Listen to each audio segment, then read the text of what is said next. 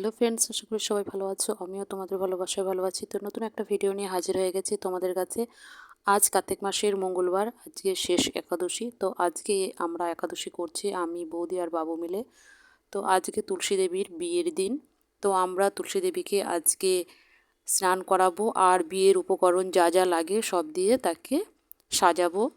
তো প্রথমে আজকে ভগবান বিষ্ণুকে 11খানা তুলসী পাতা তার চরণে নিবেদন করব চন্দন দিয়ে। তারপরে তুলসী দেবীকে স্নান করাবো দুধ দিয়ে।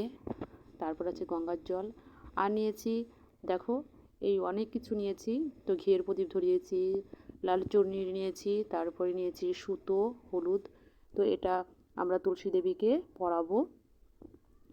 তো বৌদি একে একে সব কিছুই করছে। তো বৌদি করার পর আমিও করব।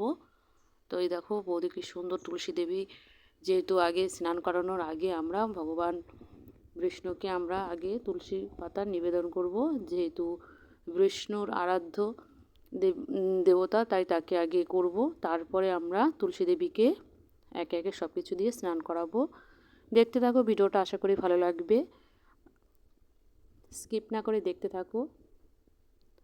আজকে আমরা হনুমানজির মন্দিরেও গিয়েছিলাম পুজো দিতে, যেহেতু মঙ্গলবার। আর এই যে দেখো ঘিয়ের প্রদীপ দিয়ে তাকে আরতি করছে। আর এই যে তুলসী দেবীকে প্রথমে দুধ দিয়ে স্নান করানো হচ্ছে।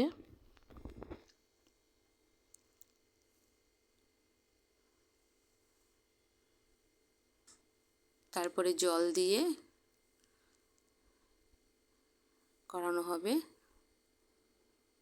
ভিডিওটা যদি ভালো লাগে লাইক কমেন্ট শেয়ার করে অবশ্যই একটা সাবস্ক্রাইব করে দিও, যাতে আরও ভালো ভালো ভিডিও আনতে পারি।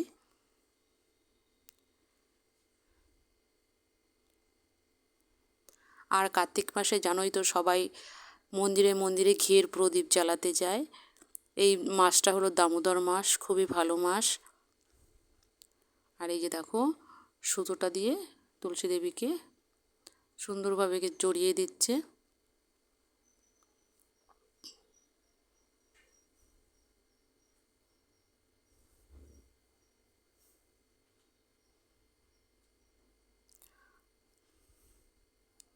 আর এই মাসটা তো সবাই তুলসী দেবীকে খুবই সুন্দরভাবে ভোরবেলা আর সন্ধ্যের দিকে সবাই আরতি করে। তো আমরাও করেছি।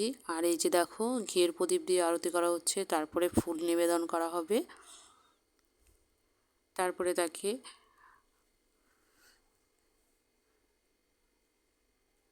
ধূপধুনো দেখানো হচ্ছে। কে কে এরকম তুলসী দেবীকে বিয়ের সাজে সাজিয়েছো অবশ্যই আমাকে জানাবে। আর আজকে ছিল আমাদের এই যে প্রসাদ, এই প্রসাদটা আমরা খাবো আজকে, যেহেতু একাদশী। এই ভিডিওটা এই পর্যন্ত, ভালো থেকো, সুস্থ থেকো, বাই।